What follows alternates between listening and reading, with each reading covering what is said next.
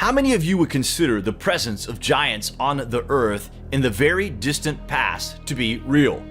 From the Easter Island statues to the Egyptian obelisk, we are dumbfounded in the modern age as how this would have been achieved. But it was, and the evidence is literally sitting in plain sight. We ponder the question as to who built the pyramids. We simply don't know the answer to this for sure, but we can at least speculate through ancient texts that giants had a huge role to play in this. Could the Colossi of Memnon actually be a representation of these huge beings? You never know, right? There are even massive stone boxes at the Saqqara Serapeum that are so enormous that you would have to consider they were built for giants by giants. A resting place as they awaited rapture back up into heaven. Were these stone boxes built for them to habitate within as they awaited for God? Here is an interesting comparison to the timeline of our civilization that we were educated to believe. So we began at the Stone Age, progressed to the Bronze, and then to the Iron Age. Then we have the oldest pyramids popping up all over the place, somewhere between the Stone Age and the Bronze Age. This is characteristic to saying that at some point in the timeline, we invented the wheel. Another made a cart.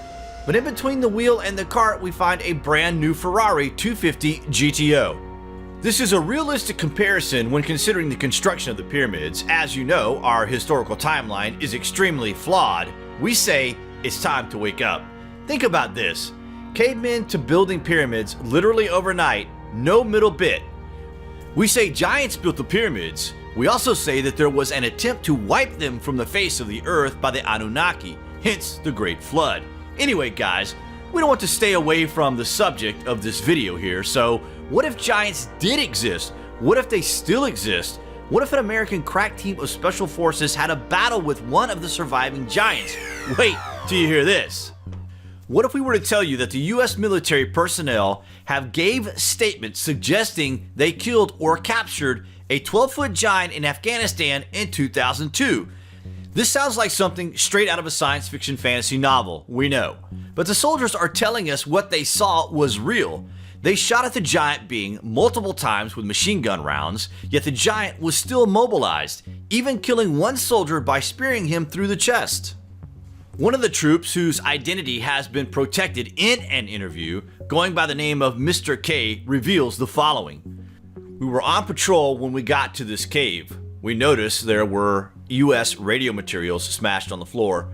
We took up positions outside the cave as we feared an ambush. When this red-haired giant comes out from inside the cave, he was at least 12 to 15 feet in height. He was a red-haired monster.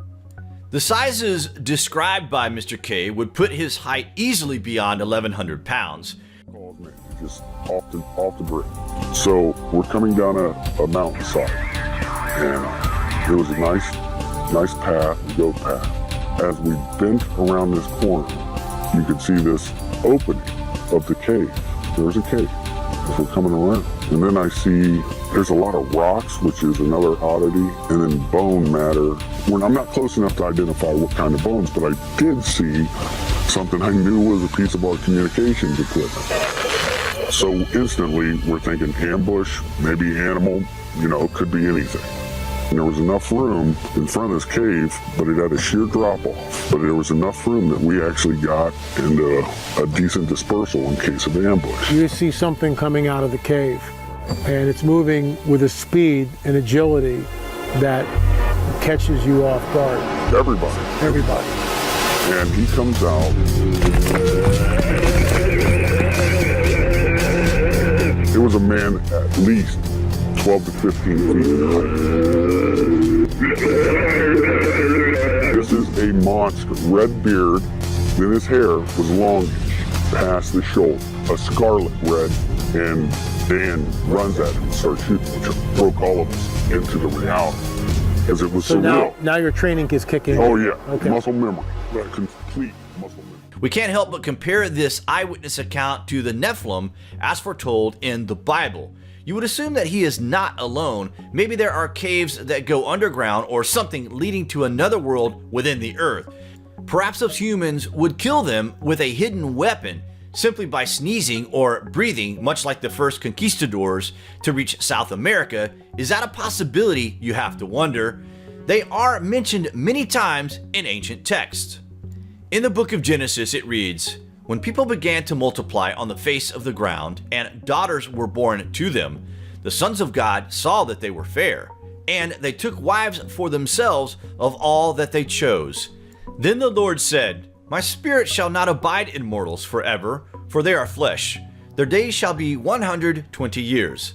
The Nephilim were on the earth in those days, and also afterwards, when the sons of God went to the daughters of humans, who bore children to them. These were the heroes that were of old, warriors of renown." The word Nephilim is translated as giants in some Bibles and left untranslated in others. The sons of God have been interpreted to be fallen angels. It is thought that they later inhabited Canaan at the time of the Israelites' conquest of Canaan. The Lord said to Moses, "Send 12 men to spy out the land of Canaan, which I have given to the Israelites." So they went up and spied out the land. And they told him, "Yet the people who live in the land are strong, and the towns are fortified and very large. And besides, we saw the descendants of Anak there." They brought to the Israelites an unfavorable report of the land that they had spied out, saying, "The land that we have gone through as spies is a land that devours its inhabitants, and all the people that we saw in it are of great size. There we saw the Nephilim, and to ourselves we seemed like grasshoppers compared with their great presence." The first part of the book of Enoch describes the fall of the Watchers as the angels who fathered the Nephilim. Interestingly, this ancient text also details how these fallen angels taught mankind how to make swords and knives, and Azazel taught men to work swords and knives and shields and breastplates, and made known to them the metals of the earth, the art of working them, and breastplates and ornaments, and the use of antimony, and the beautifying of the eyelids, and all kinds of costly stones, and coloring of tinctures. And there arose much godliness, and they committed fornication, and they were led astray, and became corrupted in all their ways. By the time of Noah, God judged the earth to be corrupt, and this is why the great deluge was cast upon the entire earth. So if all is to be believed, this is the recap. The Watchers were dispatched to the earth to watch over humans, but the lust felt by the Watchers regarding the women of earth lured them down, and they had children with them. The children were the Nephilim. The giants endangered humanity, and eventually an ark was built to preserve life on earth as a deluge was released upon the earth. What do you guys think of the giants? Could some have survived? Could they be responsible for the pyramids? Are the ancient texts literal accounts of historical encounters? It all dates back to the Anunnaki, after all. Comments below, and thank you for watching.